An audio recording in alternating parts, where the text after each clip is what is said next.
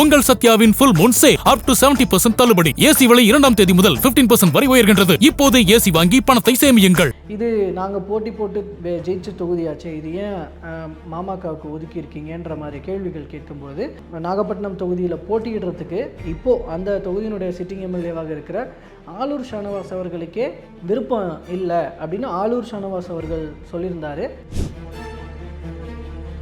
அப்போது திருமாவளவன் அவர்கள் அந்த கட்சியினுடைய தலைவர், அப்போது அவர்கிட்ட டிஸ்கஸ் பண்ணாமல் தன்னுடைய தொகுதியை மாற்றிக்கிற ஒரு முடிவை ஒரு எம்எல்ஏ கேண்டிடேட்டாக ஆகணும்னு நினைக்கிற ஒருத்தர் எடுக்கிறாரா அப்படின்னா, ஆலூர் ஷானவாஸ் என்ன மனநிலையில் அந்த வேலையில் ஈடுபட்டிருந்திருக்கிறார் அப்படின்னு. ஏற்கனவே ஆலூர் ஷானவாஸ் உட்பட தற்போது அந்த எம்எல்ஏக்களாக இருப்பவர்கள் திமுகவினுடைய ஊதுகுழல் போல செயல்படுகிறாங்க அப்படின்னு சொல்லிட்டு பல்வேறு பார்வைகள் இருக்கு, அரசியல் வட்டாரத்தில் விமர்சனங்கள் இருக்கு.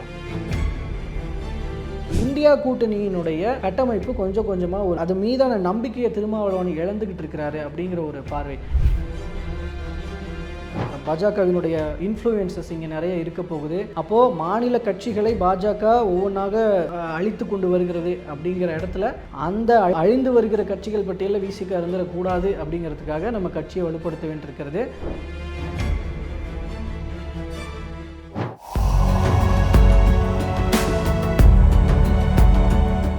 தமிழ் நேயர்கள் அனைவருக்கும் அன்பு வணக்கம். இன்னைக்கு தமிழக அரசியல் வட்டாரத்தில் ஒவ்வொரு கட்சிகளும் தேர்தல் பணிகளை செஞ்சுட்டு இருக்கிற சுச்சுவேஷனில் திடீர்னு ஒரு 2-3 நாட்களாக விசிக தொடர்புடைய பேசுபொருள்கள் அதிகம் எழுந்திருக்கு. அதுக்கு காரணம் இரண்டு விஷயங்கள். ஒன்று திருமாவளவன் அவர்கள் மாநில அரசியலுக்கு திரும்புறது அப்படிங்கிற ஒரு விஷயம். அதுக்குள்ள என்னென்ன விஷயங்கள் இருக்குன்னு, இதை விட முக்கியமாக தற்போது பேசுபொருளாக இருக்கிற இந்த ஆலூர் ஷானவாஸ் விவகாரம், அது தொடர்பாக சில விஷயங்கள் பார்க்க வேண்டியிருக்கிறது. இதில் பர்டிகுலர்லி திருமாவளவன் அவர்கள் ஒரு நேர்காணலில் தெரிவிச்சிருந்த அந்த தகவல்களின் மூலமாக நாம சில விஷயங்களை புரிஞ்சுக்க வேண்டியிருக்கு. அதில் ஒரு 2-3 கோணங்கள் இருக்குது, 2-3 முக்கியமான விஷயங்கள் இருக்கு. அது என்ன அப்படிங்கிறது தான் இந்த வீடியோவில் நம்ம பார்க்க போகிறோம்.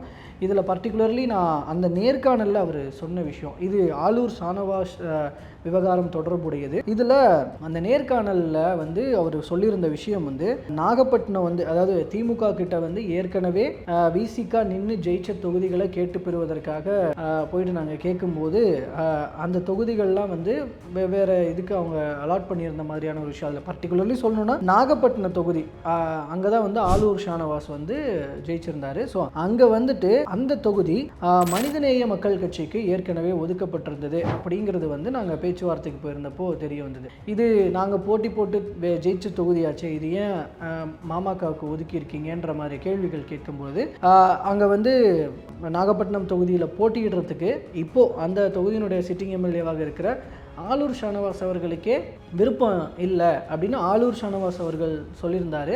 அதனால நாங்கள் அதை மனிதநேய மக்கள் கட்சிக்கு அலாட் பண்ணியிருந்தோன்ற மாதிரி சொன்னதாக அந்த நேர்காணலில் திருமாவளவன் அவர்கள் சொல்கிறார். அப்போது இந்த இடத்துல ஒரு விஷயத்தை அவர் சொன்ன இந்த வார்த்தைகள் வரிகள் மூலமாக நம்ம எப்படி யோசிக்க தோணுது அப்படின்னா, இப்போ ஆலூர் ஷானவாஸ் அவர்கள் மனிதநேய மக்கள் கட்சியில் இருந்து வந்தவர். ஸோ அவர் மனிதநேய மக்கள் கட்சியினுடைய ஜவாஹர்லா கேட்டுக்கொண்டதன் அடிப்படையில் சரி ஓகே அந்த தொகுதியை நீங்கள் எடுத்துக்கோங்க அப்படின்னு ஒத்துக்கிட்டு ஓகே சொல்லிட்டு, சரி நம்மளும் அவருக்கும் சென்னை பக்கம் ஒரு பார்வை இருந்ததுனால சென்னையில் கேட்கலாம் அப்படின்ற ஒரு முடிவில் இருந்தாரா அப்படிங்கிற ஒரு விஷயம். அப்போது இது தப்புலாம் கிடையாது, ஒருவேளை இது இருக்கலாம். பட் இருந்தாலும் கூட இது திருமாவளவன் அவர்களோட கன்சர்னோடு நடந்துச்சா, அவருக்கு தெரிய வந்ததா அப்படின்னு கேட்டால் அங்கே தான் ஒரு மிகப்பெரிய கேள்வி இருக்கு. ஸோ நம்ம இதில் புரிஞ்சிக்க வேண்டிய விஷயம் என்னென்னா, இதை திமுக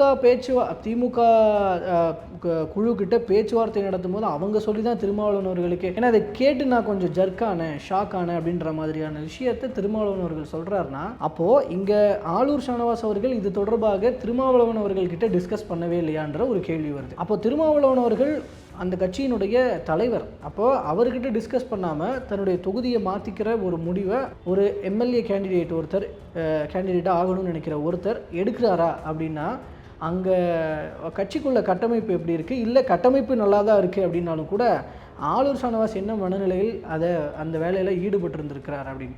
அண்ட் மோரோவர் அங்கேருந்து சென்னைக்கு தன்னுடைய தொகுதியை மாற்றிக்கணும்னு நினைக்கிற அவர் அதை அந்த ப்ராசஸை திமுக மூலமாக நடத்தணும்னு தான் முயற்சி பண்ணியிருக்கிறாரு அப்படிங்கிறதும் கூட இந்த தகவல்கள் மூலமாக நம்ம புரிஞ்சுக்க வேண்டியிருக்கு. ஸோ இதில் தான் இப்போ இதுதான் ஆக்சுவலி நம்ம பிரச்சனை, இதில் தான் நம்ம ஒரு அடிக்கோடிட்டு பார்க்க வேண்டிய விஷயம். அப்போது இப்படிப்பட்ட நகர்வுகள் இருக்கும் பொழுது ஏற்கனவே ஆளூர் ஷானவாஸ் உட்பட தற்போது அந்த எம்எல்ஏக்களாக இருப்பவர்கள் திமுகவினுடைய ஊதுகுழல் போல செயல்படுகிறாங்க அப்படின்னு சொல்லிட்டு பல்வேறு பார்வைகள் இருக்குது, அரசியல் வட்டாரத்தில் விமர்சனங்கள் இருக்குது. அப்போது இந்த இப்படியாப்பட்ட ஒரு சுச்சுவேஷனில் ஆளூர் ஷானவாஸினுடைய நடவடிக்கைகளும் ஒருவேளை இப்படி இருந்திருக்கிறதுனால தான் திருமாவளவன் அவர்கள் அவங்களெல்லாம் இந்த முறை அவங்களுக்கான வாய்ப்புகளை கட் பண்ணியிருக்கிறாரோ அப்படிங்கிற ஒரு கேள்வி எழுது. அண்ட் மோரோவர் திமுக உயர்மட்டத்தில் அதிக நெருக்கம் காட்டுறாங்க, இது விசிகாவினுடைய எதிர்காலத்துக்கு நல்லது கிடையாது அப்படின்றதுனால தான் அவங்களெல்லாம் கட் பண்ணியிருக்கிறாங்களோ அப்படிங்கிற ஒரு பார்வை தற்போது புரிஞ்சுக்கப்படுது. ஸோ இதில் ஆளூர் ஷானவாஸ் அவர்கள் தான் எடுத்த முடிவை திருமாவளவன் அவர்கள்கிட்ட தெரிவிக்காதது, அண்ட் மோரோவர் திமுக கிட்ட இப்படி பேசி சம்மதம் வாங்கி இப்படிலாம் பேசியிருக்கேன் அப்படிங்கிறதையும் திருமாவளவன் கிட்ட தெரிவிக்காது. இதுதான் இப்போது கேள்விக்குள்ளே இருக்குது. இதுதான் இப்போ ஆளூர் ஷானவாஸ் அவர்கள் மேலே ஒரு இருக்கிற ஒரு பார்வையாக ஒரு பக்கம் பார்க்கப்படுது இந்த தகவலின் அடிப்படையில். இதில் அவருக்கு ஆதரவாக நிறைய பேர் சமூக வலைதளங்களில் எழுதுகிறாங்க. அது ஒரு பெரிய விவகாரமாக இருக்கும் பொழுது அதுக்கு ரெண்டு பக்கமும் அதுக்கு மௌனமாகவே இருந்த ஆளூர் ஷானவாஸ் அவர்களும் இன்றைக்கி காலையில் விளக்கம் கொடுக்குறாரு, ஒரு பதில் கொடுக்குறாரு. அண்ட்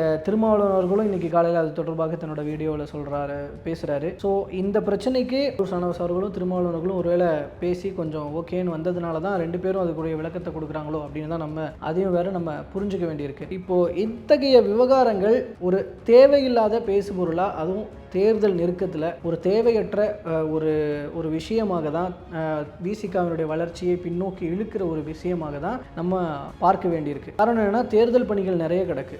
இப்போது வேட்புமனு தாக்கல் தொடங்கி பிரச்சாரம் அப்படி இப்படின்னு நிறைய வேலைகள் இருக்குது. அதிலெல்லாம் கவனம் செலுத்த வேண்டிய நேரத்தில் கட்சியினுடைய நிர்வாகிகள்லாம் இருக்கிறாங்க. அப்போ அவங்களுக்கெல்லாம் ஒரு மன தொய்வு ஏற்படும் இந்த பிரச்சனைகள்னால. அண்ட் ஆளூர் ஷானவாஸினுடைய ஆதரவாளர்கள் திருமாவளவன் அவர்களை நோக்கி என்ன பார்வை பார்ப்பாங்க, அண்ட் அவங்க கட்சி பணிகளை எப்படி மேற்கொள்வாங்க இதுக்கப்புறம் அப்படிங்கிறதும் இப்போ அடுத்த ஒரு முக்கியமான கேள்விக்குறியாக இருக்குது. சரி, இதை ஏன் இதில் இன்னொரு பார்வை, இன்னொரு ஆங்கிள் ஒன்று இருக்குது. திருமாவளவன் அவர்களினுடைய ஒரு வியூ அப்படிங்கிறது இன்னொன்றும் இருக்கிறது. அதுக்கு இந்த முடிவுகள் அதற்காக தான் இந்த முடிவுகள் எடுக்கப்பட்டது அப்படிங்கிற ஒரு ரீசனும் இருக்குது. என்ன காரணம் அப்படின்னா, இப்போது தேசிய அரசியல் நீரோட்டத்தில் இருக்கிற திருமாவளவன் அவர்கள் ஒரு எம்பியாக அங்கெல்லாம் இருந்துட்டு இருந்தவர், இதுக்கப்புறம் மாநில அரசியலில் கவனம் செலுத்தணுன்ற ஒரு தேவை ஏற்பட்டிருக்கு அப்படிங்கிற ஒரு விஷயத்த சொல்கிறார். இதுக்கு முக்கியமான ரீசன் என்ன அப்படின்னு நம்ம பார்க்கும் பொழுது, இதற்கப்புறம் கட்சியினுடைய கட்டமைப்பை வலுப்படுத்துறதாக இருக்கட்டும், கட்சியை அடுத்த கட்டத்துக்கு எடுத்துகிட்டு போகிறதாக இருக்கட்டும், அதுக்காக நானே இங்கே மாநில அரசியலில் ஈடுபட வேண்டி இருக்கிறது அப்படின்னு அவரும் வீடியோவில் அந்த இதில் விளக்கம்லாம் சொன்னார். இதுக்கு பின்னாடி இன்னொரு ரீசன், சரி மாநில அரசியலில் சுச்சுவேஷன் இப்படி இருக்குது, அங்கே என்ன சுச்சுவேஷன் அப்படின்னா, இந்தியா கூட்டணியினுடைய கட்டமைப்பு கொஞ்சம் கொஞ்சமாக அது மீதான நம்பிக்கையை திருமாவளவன் இழந்துக்கிட்டு இருக்கிறாரு அப்படிங்கிற ஒரு பார்வை, காங்கிரஸினுடைய செயல்பாடுகள் மேலே ஒரு அதிருப்தி இருக்குது அப்படிங்கிற ஒரு தகவல், இந்த மாதிரியான விஷயங்கள்னால தான். ஸோ அப்போ அதனால் ஃப்யூச்சரில் நம்ம கட்சியினுடைய வளர்ச்சிக்காக இருக்கட்டும், அதாவது நம்ம ஒரு முக்கியமான தலைவராக வளர வேண்டும் அப்படிங்கிற ஒரு விஷயம், அப்படி தலைவராக வளர்வதன் மூலமாக தான் சார்ந்த மக்களுக்கும் இந்த தமிழ்நாட்டு மக்களுக்கும் நிறைய விஷயங்கள், நலத்திட்டங்கள் அது இதுன்னு நிறைய பண்ண முடியும் அப்படின்னா, அதற்கு நம்ம மாநில அரசியலில் கவனம் செலுத்தி மாநிலத்தினுடைய ஒரு முக்கியமான தலைவராக உருவெடுக்க வேண்டிய தேவை இருக்குது. அப்படிங்கிறதுனால தான் அவர் மாநில அரசியலுக்கு வராரு அப்படின்னு. அப்போது மாநில அரசியலுக்கு வர்ற இவர் அப்போ கட்சியை அடுத்த கட்டத்துக்கு கொண்டு போகணும்னு நினச்சிருக்கிற அவர் பல வழிகளில் பல திட்டங்களை வச்சிருக்கிறாரு அப்படின்னு ஒரு தகவல் ஒன்று வருது. அப்போது அதன் அடிப்படையில் தான், அதன் ஒரு பகுதியாக தான் இங்கே ஏற்கனவே இருக்கிறவங்களையே திரும்ப திரும்ப கட்சியினுடைய முகமாக இருக்கிறார்கள். அப்படிங்கும்போது அந்த எண்ணிக்கையை இன்னும் உயர்த்தணும் அப்படின்னா, இதுவரைக்கும் வாய்ப்பு கொடுக்கப்பட்டவர்களுக்கு கொடுக்கப்படக்கூடாது அப்படிங்கிற பாயிண்ட் ஆஃப் வியூ அடிப்படையில் புதியவர்களுக்கு வாய்ப்பு கொடுக்கப்பட்டிருக்கிறது அப்படின்ற ஒரு விஷயம் இருக்குது.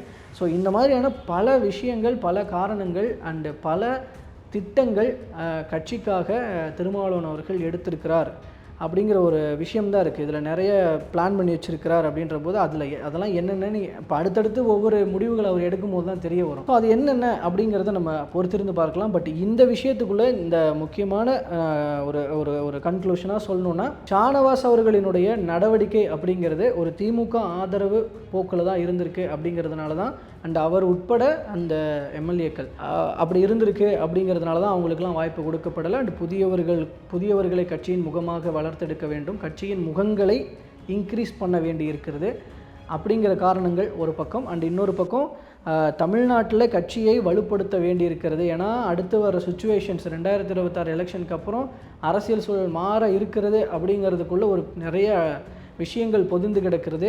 பாஜகவினுடைய இன்ஃப்ளூயன்சஸ் இங்கே நிறைய இருக்க போகுது.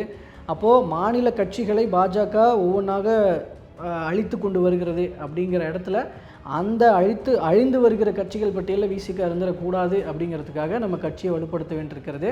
நம்ம மாநில அரசியல் தான் நம்மளுக்கு பேஸ். ஸோ அதை வச்சு தான் நம்ம ஒரு நேஷ்னலுக்குள்ளே போக முடியும். அப்படின்ற போது ஸ்டேட்டில் கான்சென்ட்ரேட் பண்ண வேண்டியிருக்கிறது.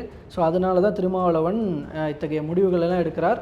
பல திட்டங்களை வைத்திருக்கிறார். அதன் ஒரு திட்டம் தான் இங்கே கண்டெஸ்ட் பண்ணுறதும், அதன் ஒரு திட்டம் தான் இங்கே புதிய கேண்டிடேட்ஸை செலக்ட் பண்ணுறதும் அப்படிங்கிறதெல்லாம் நம்ம பார்க்க வேண்டியிருக்கு. ஸோ இதில் நிறைவாக இன்னொரு விஷயம், அப்படி செலக்ட் பண்ணுற கேண்டிடேட்ஸ் அந்தந்த தொகுதிகளில் எப்படிப்பட்டவர்களாக இருக்கிறாங்க. இப்போ எடுத்திருக்கிற அந்த 8 தொகுதிகள், அதில் ஒரு தொகுதி காட்டுமன்னார் கோயிலில் திருமாவளவன் அவர்கள், அவரை விட்டுட்டு மீதி இருக்கிற 7 தொகுதிகளுக்கும் 7 வேட்பாளர்கள்.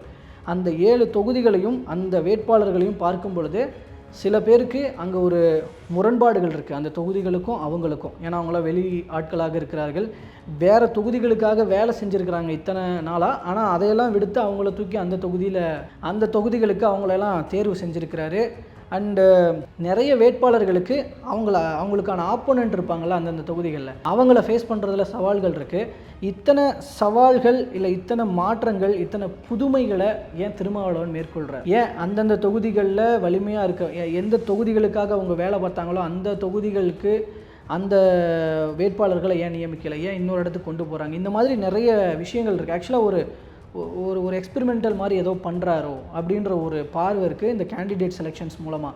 ஸோ இதுக்கெல்லாம் திருமாவளவன் அவர்கள்கிட்ட தான் பதில் இருக்குது. அவர் என்ன வியூவில் இருக்கிறார் அப்படிங்கிறது இதெல்லாமே அடுத்தடுத்து அவர் எடுக்க போகிற முடிவுகள் மூலமாக நம்ம தெரிய வரும். அண்டு தேர்தல் நெருங்க அதுக்கான பதில்கள் கொஞ்சம் கொஞ்சமாக தெரிய வரும். அண்டு தேர்தல் முடிந்த பிறகு இதற்கான பதில்கள் இன்னும் விளக்கமாக தெரிய வரும். அப்படிங்கிறது தான் நம்ம பார்க்க வேண்டியிருக்கு. ஸோ பொறுத்திருந்து பார்க்கலாம் என்ன நடக்க போகுது விசிகாவுக்குள்ளே, திருமாவளவன் அவர்கள் என்ன முடிவுகளை எடுக்க போகிறார், என்ன பண்ண போகிறார் அப்படின்னு.